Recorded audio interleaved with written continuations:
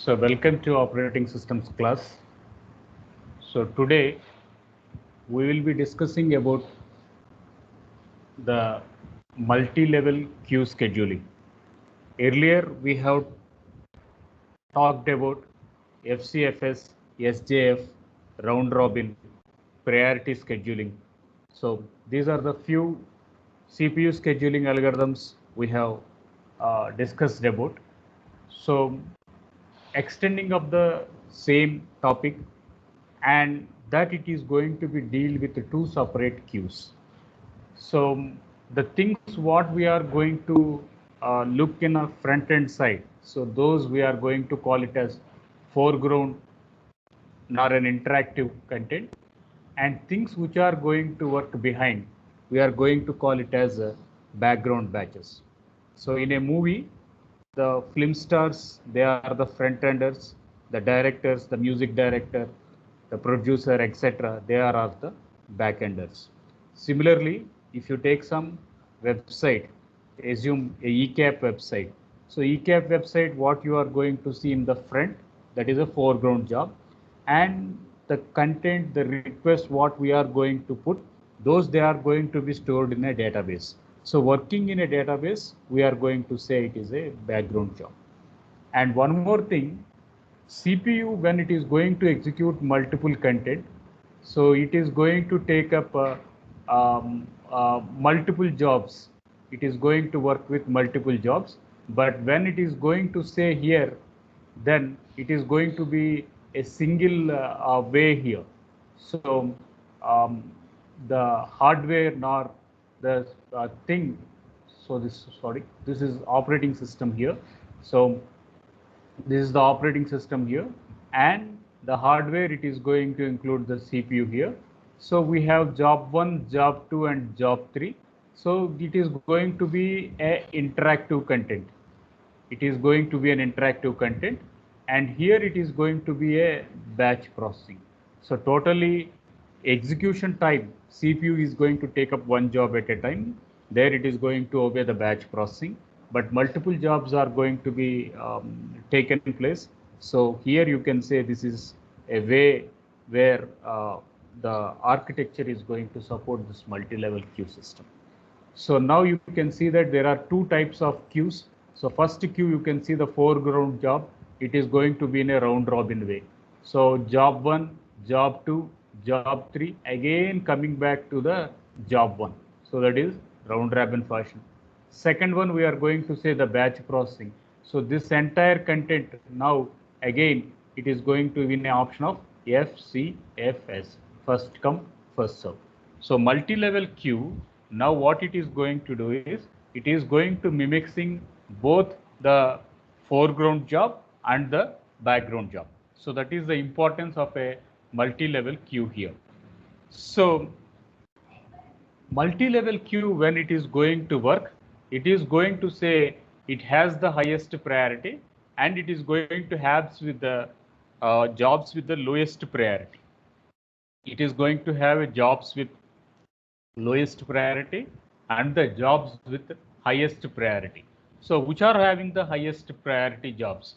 So the jobs which are going to have a system jobs. What is system job here? So the operating system task, the loader, the linker, the assembler. So these we are going to say the compiler, the interpreter. So these we are going to call here as the system processes. Those they are going to have the highest job. Then what are going to be called it as the interactive jobs. So interactive jobs, again you can compile the repeat the compiler, repeat the interpreter, and you can repeat any some IDE softwares. Similarly, interactive editing processes. So what may be the interactive editing processes? Interactive editing processes, yes, people are going to call it as word processing. So all the data entry, all the data jobs, what we are going to have, they are going to have some files, etc. Those they are going to be editable ups and downs and etc. So we say it is an interactive jobs. And finally, batch processing. So uh, batches, so execute the jobs in batch. So when it is going to execute a job, then it is going to say, I'm going to work here in a background. It is going to apply in a background there. Finally, the student jobs or student programs, whatever it is, those we are going to put in this architecture called as a multi-level queue scheduling. So uh, multi-level queue scheduling, now we were mentioning that it is going to mimic two or more CPU scheduling algorithms. In multi-level scheduling algorithm, the intention was earlier FCFS is separate, round robin is separate, SJF is separate. There is no relationship between one process and another process. Now what this multi-level queue is going to do is, it is going to take two jobs, then it is going to merge these. So for foreground jobs, one algorithm it is going to apply. For background jobs, another algorithm is going to be applied. So that is the major difference we should understand in a multi-level lab. When it is going to be multi-level, now people expect there should be one process, there should be another process, and from here to here, I should have a mechanism. I should get a feedback. So that feedback we are going to assume here as a multi-level feedback queue. So there are different queues here, and that is where a process is going to move from one queue to another, and the previous queue input is going to be the present queue. I'm going to say it is I plus 1, then I'm going to call here as I. So from the I plus 1 state to the I state, that's the present state to the past state, some inputs are going to be happen. So those input mechanism we are going to say it is a feedback. So what will be the mechanisms that gives a feedback? One, we are going to say number of queues. So there is a ready queue, there is a running queue, there is a waiting queue. So those jobs are going to be available. From that, jobs are migrated from new state, ready state, running state, IO state, and exit state.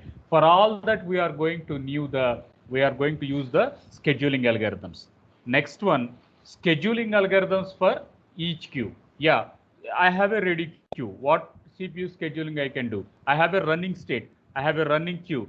So again, what type of scheduling I can make? So for any queue, it can be some SJF, it can be a FCFS, it can be priority scheduling, nor it can be a round robin. So in this way, the type of algorithm has to be chosen, which is best, which is optimized. Then who is the person taking care of it? The person who is going to take care of that will be the operating system. So for the foreground jobs, what algorithm it suits better?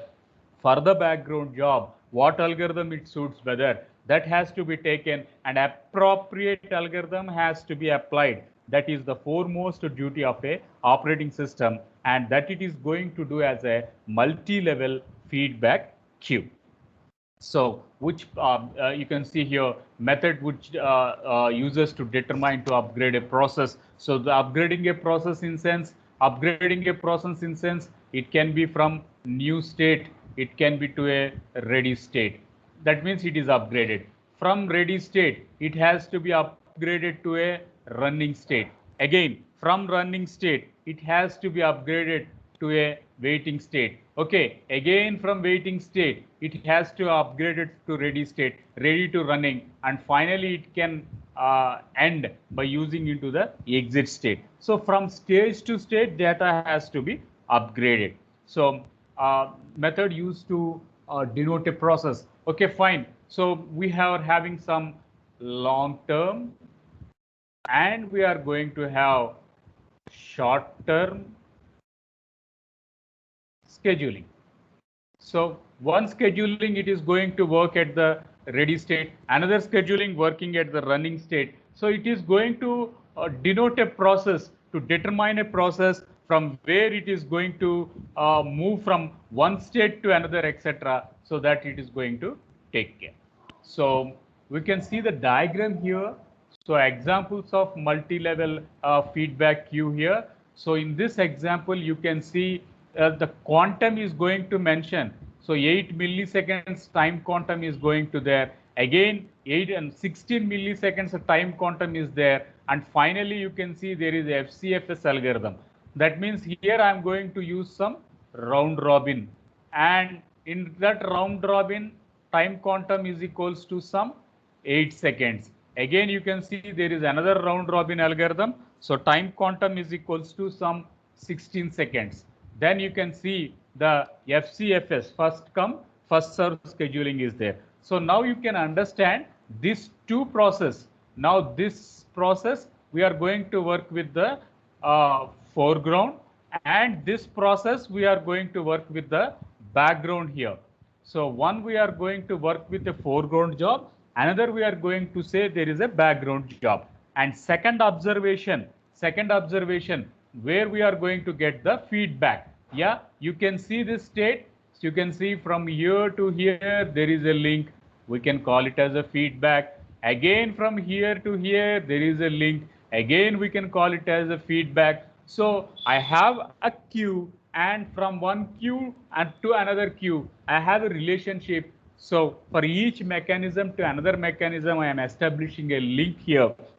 Also, I'm going to take two or more scheduling algorithms and I'm mimicking it. And at one stage, at the foreground process, I'm going to use one set of algorithms, and at the background process, we are going to use the first come first serve algorithm. So this is an example of a three-level multi-level queue, what we are going to assume.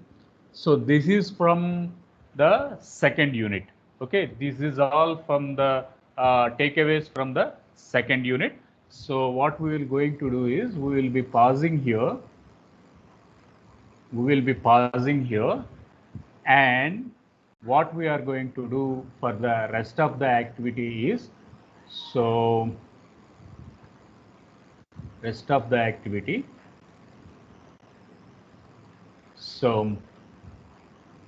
will share one screen here right now.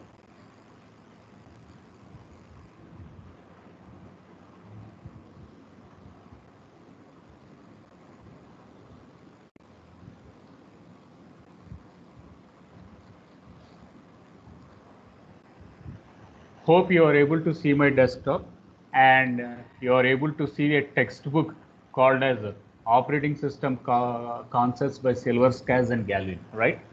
Are you able to see the question 5.12? Yeah, fine, excellent. Okay, now this is an exercise question from unit 2. Okay, so in this exercise question you have P1, P2, P3, P4, P5.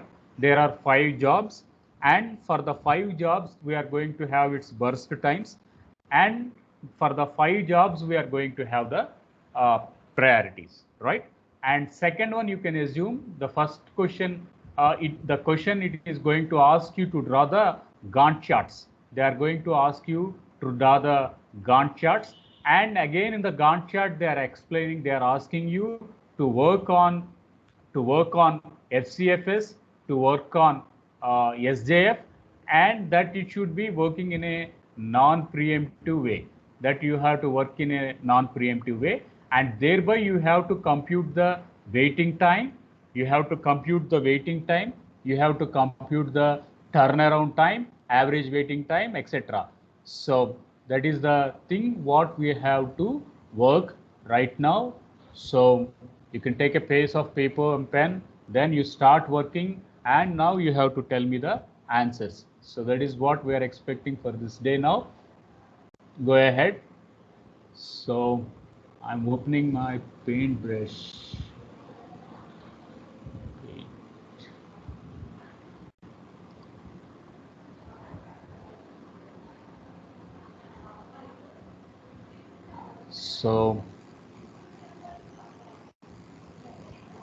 So I have 1 second. I will write the question again. So P1, P2, P3, P4, P5, and I have 10, 1, 2, 1, 5. Priority was 1, 3, 3, 1, 3, 4, 2. Okay. So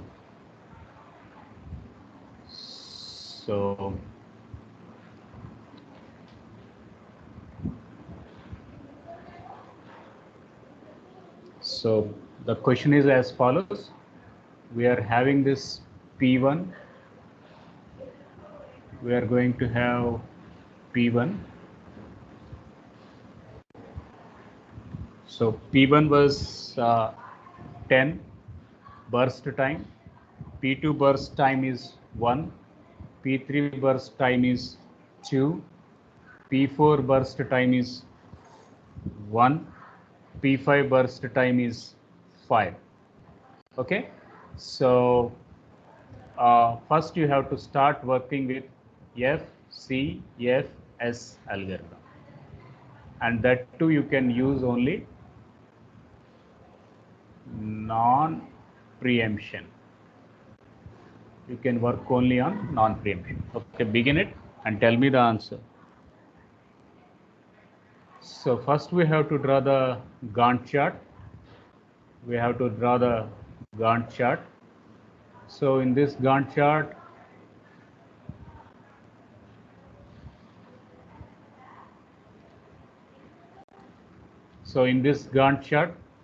so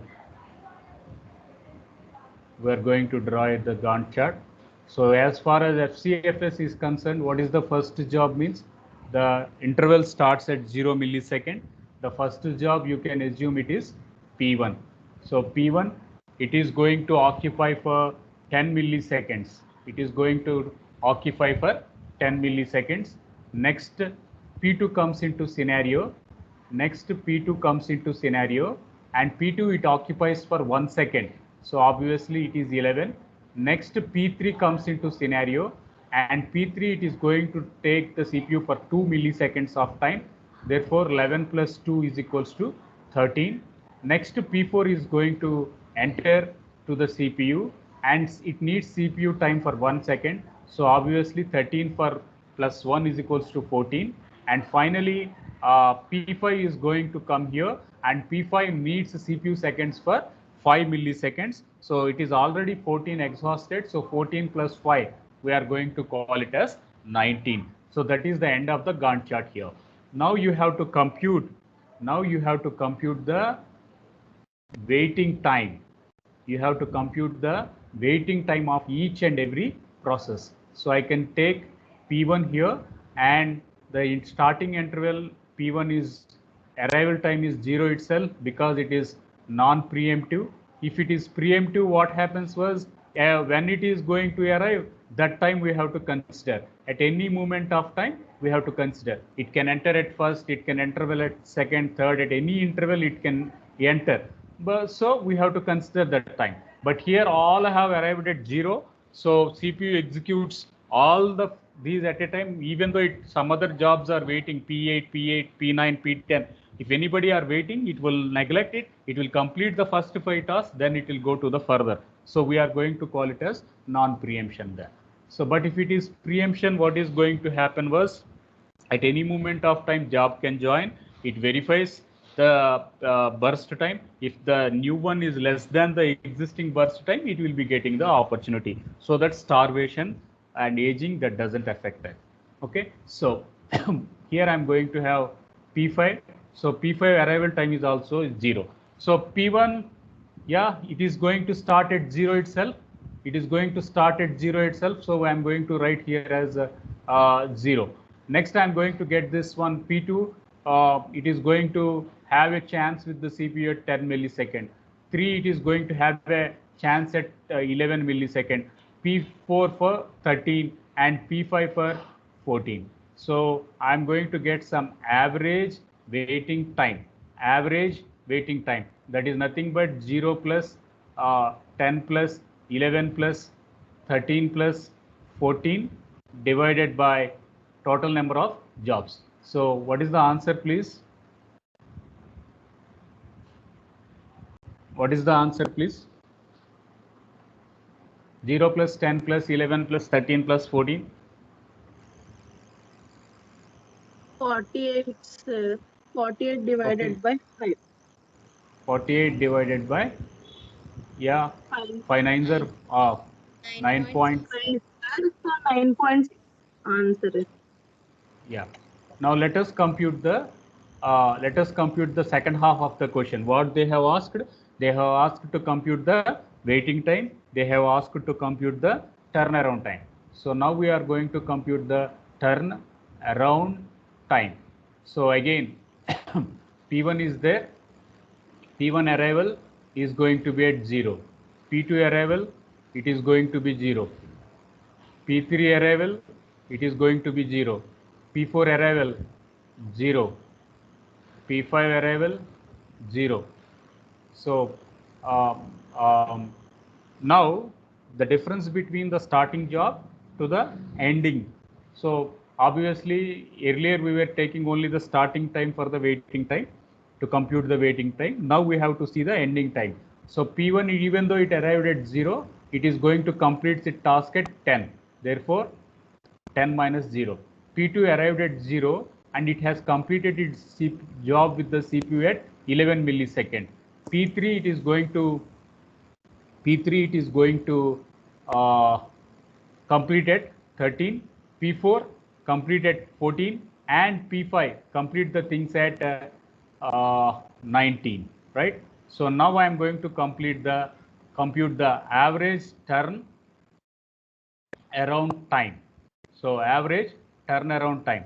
So what is average turnaround time? I am going to get 10 plus 11 plus 13 plus 14 plus 19 divided by 5. Answer please. 67 divided by 5 is equal Okay. to 13.4 milliseconds. Excellent. Milliseconds. So now you are mentioning milliseconds because the end time, the burst time, we have to say what is the units, whether it is seconds, whether it is milliseconds, we have to mention it, right? So, okay. So now we have done with the FCFS algorithm. We have done with the FCFS algorithm. Now let us work the same algorithm, the same set of process elements for shortest job first. Let us work on the shortest job first. Earlier it is FCFS, okay? Earlier it is FCFS. Now we are going to work on shortest job first. First come first serve is the above section. So now this below section, now we are going to work on the this shortest job. Okay. So shortest job, we have to build the Gantt chart again, right? We have to build the Gantt chart. Why we have to rebuild the Gantt chart again? Because already earlier Gantt chart is modeled with FCFS. Now we are going to say shortest job first. Fine. Any question you want to ask me? I am expecting one question from you in building the Gantt chart. Yes. What is the question you have to ask me? P2 and P4 are same. Yes. Yes, exactly. So which we have to begin with. At this case, at this case, FCFS we have to apply. That means P4 and P2, both of them, their burst time is 1 millisecond. At this case, which I have to take first. So at this case, CPU applies internally the FCFS algorithm. So P2 and P4, which came first? P2 came first. Therefore, we have to start working with P2. Carry on. So first I am going to take P2. Now, what is the shortest job order? First I have to take P2, then I have to take P4, then I have to take P3, then I have to take P5, then I have to take P1. This is the order. So first I have to take P2. P2 is going to start at 0 and P2 burst time is 1. And next one I am going to take it up P4. P4 is going to have 1 millisecond. Again it goes to 2 milliseconds. Next I have to take up P3 and P3 is going to have 2 milliseconds of time. 4. Next the thing was P5 here. So P5 needs some 5 milliseconds here. So 4 plus 5 is 9. And finally the last job will be consuming lot of CPU cycles, 10 CPU cycles. Therefore, that is 10 burst second. So 10 plus 19, 10 plus 9, we are going to have this here as 19. Okay. Now we have to compute the waiting time, and later we have to consume the average waiting time. Okay, for all of the case P1, P2, P3, so for all of the cases starting time is 0, no ambiguity, because we are working on non-preemption. So P1, P2, P3, P4 and P5. So P1 it got a chance at 9, P2 it got a chance at 0, P3 it got a chance at 2, P4 it got a chance at 1, P5 it got a chance at 4. Now we have to compute average waiting time, that is 9 plus 0 plus 2 plus 1 plus 4 divided by total number of jobs, average, right? So total number of jobs is 5. So answer please. 15 divided by 3.2, 5. sir.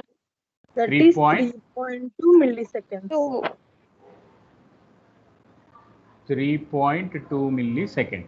Next I am going with turn around time, TAT.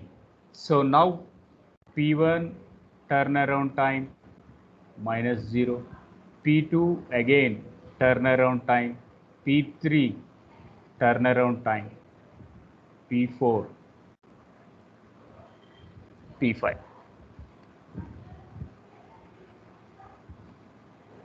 So when P1 ended at 19. When P2 ended 1. When P4 ended 4. When P4 ended 2. When P5 ended 9. So again, what is this? First one. So P1 9 minus 0, right? So 9 minus 0. So 9 plus 1 plus 4 plus 2 plus 9 divided by total number of jobs. Answer please. 35 divided 7. by 5 plus 7 milliseconds. It is 7 milliseconds. Okay, now see the slide. Are you able to see the slide? Now, are you able to see the workout? Yes or no? Yes, sir. Okay, now see the differences between FCFS, shortest job first, and now tell me which algorithm is best. Now operating system is before you and it is asking you, suggest you. What you will suggest? I have 5 jobs, which algorithm I have to take, it is asking. So you applied FCFS, you applied SJF. Now you have to suggest to operating system, okay, you take this algorithm, that will be better for you. Now what is the answer to the operating system? Shortest job first, sir. Why you are choosing it? Because it consumes less time, sir. So uh, why you have recommended shortest job? Because in the FCFS waiting time is 9.6 milliseconds. For the shortest job waiting time was only 3 milliseconds, 3 right? point. Yeah, it is 3.2 millisecond. Here it is 9.2. Okay, again in the FCFS, turnaround time was 13.4 seconds, but in the shortest job turnaround time was 7 milliseconds. Therefore, you will recommend operating system, don't go with FCFS, go with shortest job first. So this is what you can take away this. So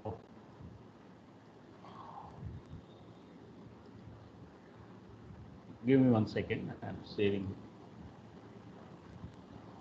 it. It is telling it is not responding.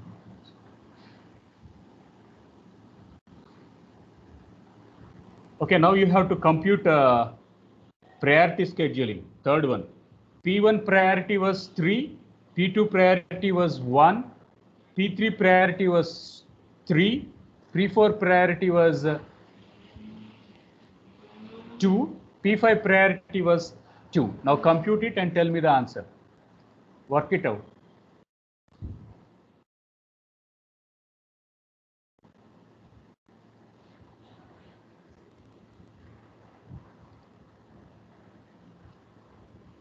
Now the question was P1 is there, P2 is there, P3, P4, P5, and burst times 10, 1, 2, 1, 5, and priority, third priority, first priority, fifth priority. 1 second, I will refer the textbook. 1 second. Yeah, again, yeah, you can see here. Please look into this. Priority, it is given 3, 1, 3, 4, 2. Again, question please, or answer please. Which I have to choose first? P1 priority 3, P3 priority 3.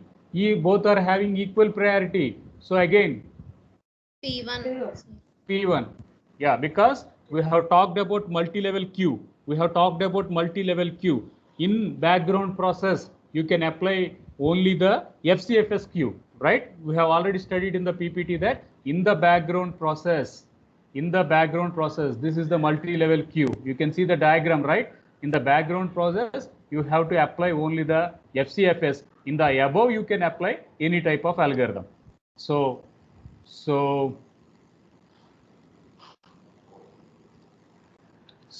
P3 is 3 here, and P4 we have to see the priority as 4 here, and P5 is 2. Work it out. So Gantt chart. So in this Gantt chart,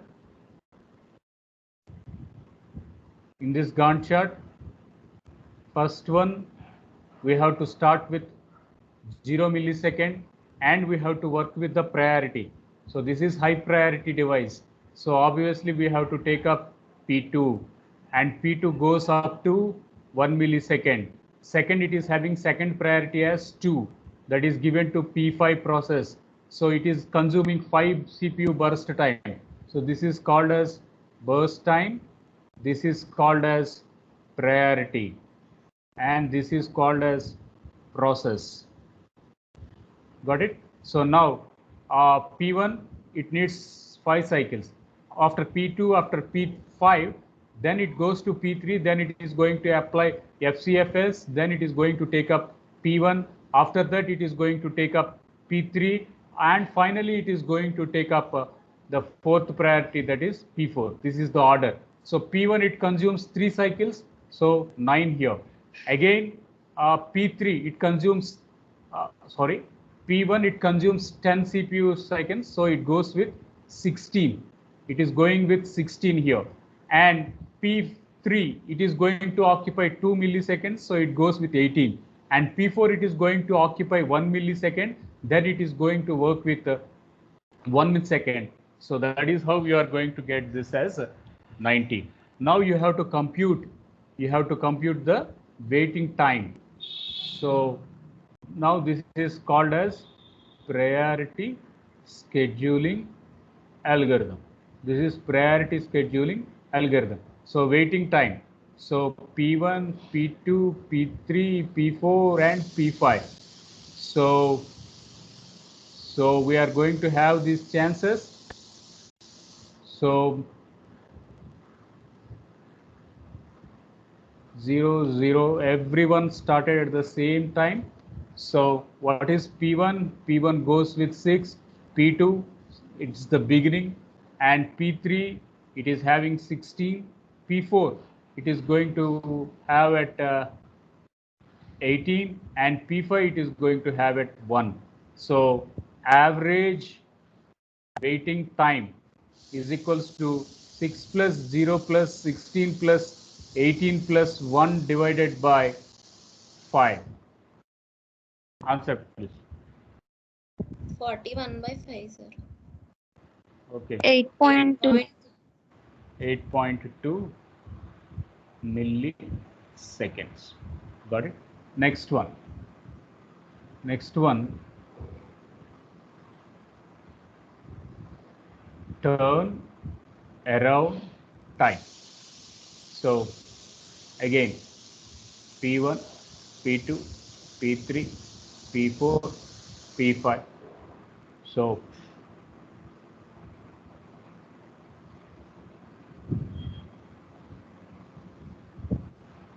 subtract 0 because all the arrival time is 0. Now you have to conclude when P1 completed. P1 completed at 16, P2 completed at 1, P3 completed at 18, P4 completed at 19, P5 completed at 6.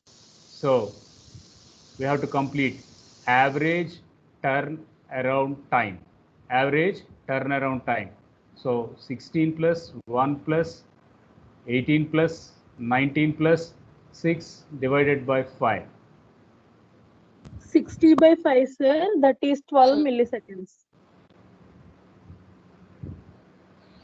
That is 12 milliseconds.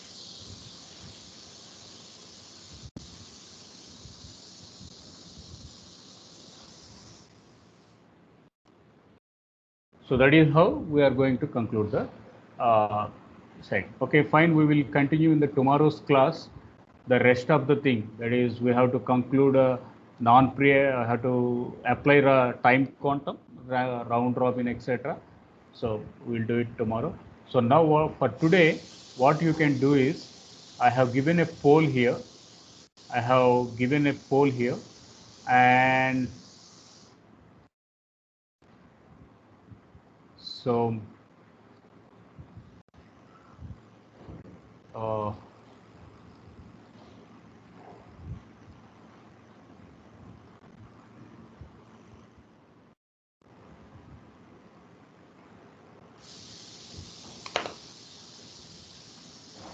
we have 130 attendees for today's class,